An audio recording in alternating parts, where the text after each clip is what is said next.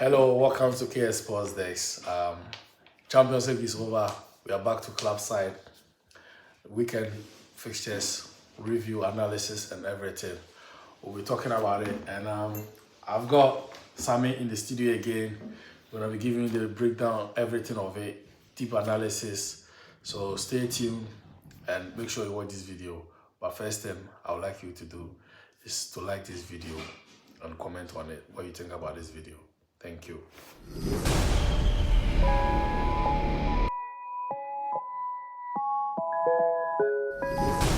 Yeah, so Sunday we've got Villa against Bournemouth. I see Villa, they have to bounce back after their defeat against Liverpool at the weekend. And the funny thing is, Bournemouth, who played against City, also needs to bounce back from their defeat against City. And now this weekend it's Liverpool who played Villa is playing Man City who played Bournemouth. So it's a kind of linked in fixture here. Yeah, but I see Villa. I think they will struggle to win this game because of their midweek game that they are playing. Their game is still going on. Let me give an update about their results.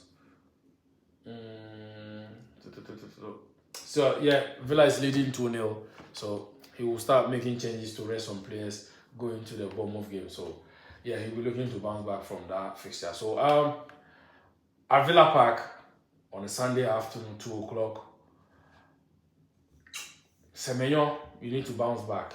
I'm gonna go Bournemouth, win or draw. Yeah, it's actually a game I would like to pay very close attention to because I'm going to see a lot of open play, a lot of attacking game, and a lot of switching tactics and everything. Aston Villa didn't really play bad when they played against Liverpool at Anfield. They really did good, and it was rather unfortunate they could not even get a goal in Anfield, but they really played good. And talking about Bournemouth against City, that was a very tight game and a good game. Like, knowing the history of Bournemouth and what they've been doing to Manchester City, the game started off City picking up 2-0, then they came up taking 1 and 2-1, then City went up ahead again. And I was expecting them to do much than I saw them do, but then again, City came back strongly to win that game very comfortably. And coming back from dropping points against City and going to play against Aston Villa, they will try everything possible because they are beginning to believe and feel they can really do something in this league. They can really find a very comfortable position to play in Europe. That's how I see their boys, and they are beginning to build confidence. So they are going to give Aston Villa a very tough match, and I see this game being so much involving a lot of goals, and it's going to be a tight game for either of them. Anybody at all, I go double chance for any of them. Anybody at all can win that game. Sure. With a lot of goals. Fantastic. We've got Brentford against Newcastle. 2 losers at the weekend. Brentford lost to Crystal Palace and Newcastle lost to West Ham. So they both lost in London. And Newcastle are traveling to London to face Brentford at the G-Tech Stadium. They have been dealing with these set pieces quite some time because they have some tall players like Dan Ben. By the way, he scored a fantastic header yesterday. Yeah. That looks like a corner from Sir David Beckham. Like they did in the League Cup against Liverpool. Yeah, so this fixture, not going too much into it. Newcastle coming from Europe, they'll be ringing off changes in this side, and those players who didn't get a midweek to play, they will have to prove their point here. And most of them are fighting to get into their national team side. So I see Newcastle going strong in this game because Brentford is not a team for you to underrate and then just go another fixture. You can't underrate them. Yeah, so I'll just go. I'll go Brentford, win or draw here. I'll give Newcastle a slim chance here. Yeah, and it's actually a game that we are going to witness a lot of fury. We're going to witness high tackles. Because they are robust size. Newcastle goes with high intention, shin breaking, hard. And Brentford seems to be on the same part of game. And it's going to be a very difficult game. And a fancy one too, I would love to watch. But as you said, I feel this game, it can go either way. But I see much drawn game between the two of them. Yeah. Fantastic. This game, I don't know. Honestly, I don't know why it's a derby, but it's always a cracking game. They'll be arrested making before even kick off. That's Crystal Palace versus Brighton. I don't see. Is it because of the seagull and the eagle? I don't know. Maybe. But it's always a derby.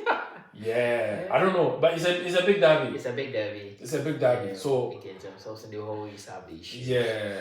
So I don't know, but Oliver Glasner will be looking to build upon.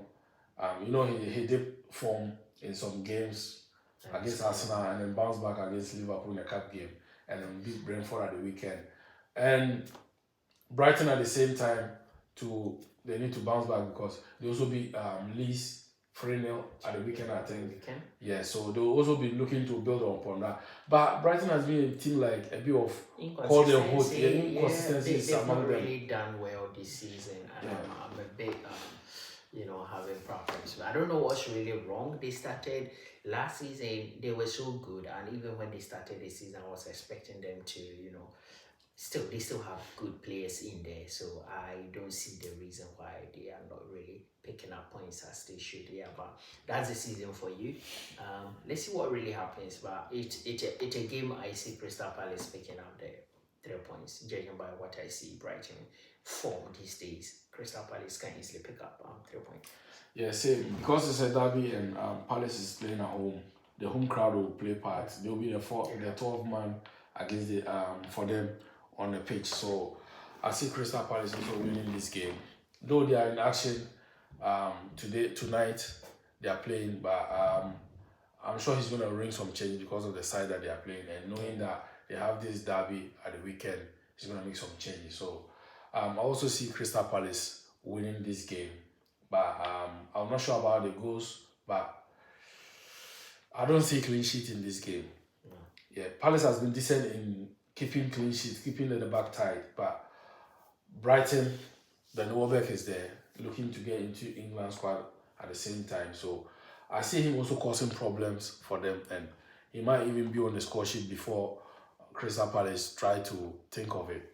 So I'm gonna go Brighton. I'll go Brighton win or draw. Okay. Yeah, I'll go Brighton win or draw.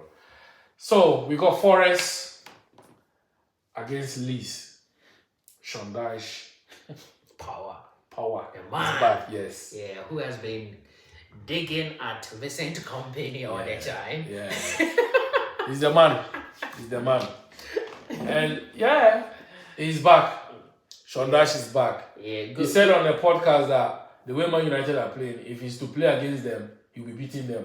And he nearly did it.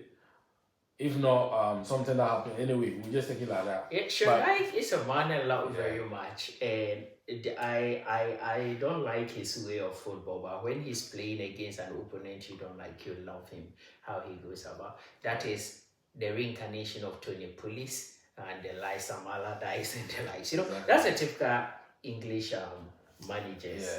They tend to dwell so much on explosive football and cautious defending, and that's what they do best, long balls and everything. So he was a perfect fit when Nottingham Forest decided to go for a coach. I was like, okay, Sean Dyche can prevent them from going to relegation, and he's a perfect fit. See, he's going to really create a problem for them, and I see him defending, the dwelling on his long balls, and he's going to get some goals in this game. Definitely, I see him picking 3 points in this game. Yeah, I see this fixture as a draw game. Well, the game that they are playing tonight, I'm not sure he's going to make massive change in that lineup, and that's why he's going to get some tired legs. So I see him, struggling to get his strongest side after playing in Europe. So I think I'll give Leeds a chance here. I'll give them draw. So that fixture, I'm going for a draw game. But they will beat Leeds. Yeah. Definitely. You know, I was thinking about, okay, we'll start that one next New Year. Yeah. We'll make a table. Each week we'll make prediction of points. We'll accumulate them, and then we see at the end of the season who won with his prediction, and then We lost. yeah, That's good. Yeah. we'll put a prize on it. What do you think? That's much. That's good. Yeah, that's fine. good. Yeah, so the biggest on Sunday is 4:30 UK time, and that is the champions versus the former champions. And the champions are traveling. You are confused. If I say the champions, that is Liverpool. Though we've been losing games. We have it. You cannot take understand? that from them. Yeah, so They have it. we are traveling to them at the Etihad, empty heart. Imagine yesterday their game against Dortmund. They were still like 2,000 seats available on sale. They can't even fill their stadium. That's a big stadium to fill. It's not big for Liverpool. It's not You big know, for, Liverpool can fill that stadium, Yeah, but that's sure. a big stadium Yeah. for them to fill. Yeah. Understand City? So Liverpool will be heading there, looking to mount all their bad form that they've been recent. They've won 2 games on a row, and in the Premier League just one. So I wouldn't say we've turned the corner, but we're on our way. If you beat City before the international break, then I can feel confident or comfortable that things are getting better. So with this City game, whichever way the results goes, Arsenal is the winner. Even if Arsenal lose against Sunderland, this kind of results, anything that happens, is a win for Arsenal. Whether we saw draw. Yes. But they will be minding on that. Or they'll be having anybody their that mind picks on their 3 points is chasing them. And it even plays into Arsenal's hand, because if Arsenal wins, this fixture gives two of the teams a problem. Because they need to catch up. They need to also feel like Arsenal will only be hoping a draw will do them best. Any team winning wouldn't be good for Exactly. Arsenal, because the chase still goes on. Yeah. And they wouldn't like to see teams being chasing. Yeah, so looking at the lineup against Dortmund yesterday, I think City had the strongest bench, no doubt about that. And I'm not capping on that, because we also had the chance to spend that money to make our bench rich like that, but we decided to spend it on Gucci and Prada instead of buying Pramani, buying Zara. We're going Gucci's, the Louis Vuittons, the red bottoms. I mean, we're going for designers, and this is where we are now. We have designers, 3 of them in our wardrobe, but our wardrobe is empty. But City decided to stock their wardrobe, so it is what it is. They've got decent squad on the bench, who I think most of them will start Sunday coming into this game. So it's going to be an exciting game. Liverpool versus City. It doesn't has to depend on the grounds. It's always a game to watch. Take me through. This is one of the nicest features in the EPL, especially days of Jürgen Klopp and Pep. Yeah. So it's like a feature everyone wants to. Sure. You don't want to miss, because they give you football. I mean, no team is defending, open play, everything you need to, stay glued and see whatever action you'll be experiencing. And that was when Klopp was there, and Ancelotti came in, and it hasn't changed very much. Liverpool City, you don't expect one team to be defensive or anything. Yeah. They go at each other very, very, very high, and they'll give you explosive football, and that's what I'm expecting this weekend. See, I've always maintained the fact that the English media are not really talking well about Erling Haaland enough. Sure. Erling Haaland deserves a good mention. He deserves the headlines every single week. See, we've done only 9 matches, and man is already heading double figures of goals. Of course.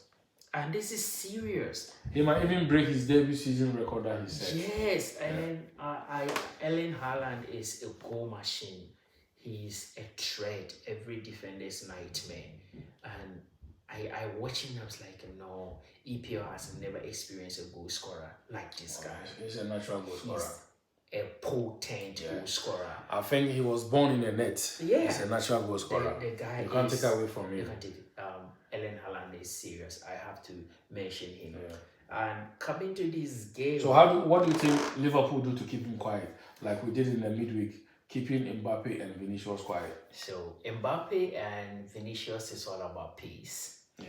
And Haaland has got pace as well. Yeah, Haaland has no pace. He's got pace. He's got strength. He's got power. Strength, power, yes, pace. I don't see Haaland overtaking any of Van Dijk one-on-one with Haaland. Van Dijk will beat him in terms of pace. Are you sure?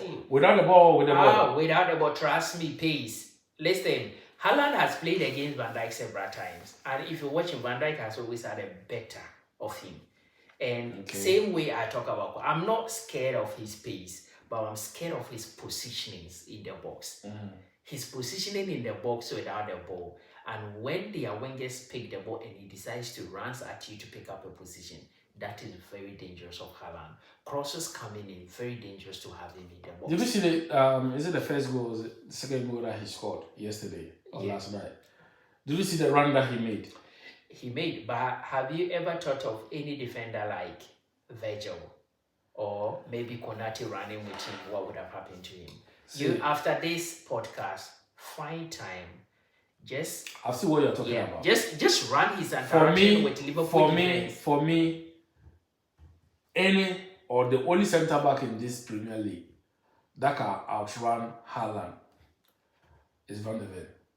But I'm not scared of his pace. Okay, I'm rather scared of his positionings and his strength in the box. Yeah. I don't want his pace I don't think is anything. So you're saying about Mbappe and Vinicius Jr. has to deal with pace.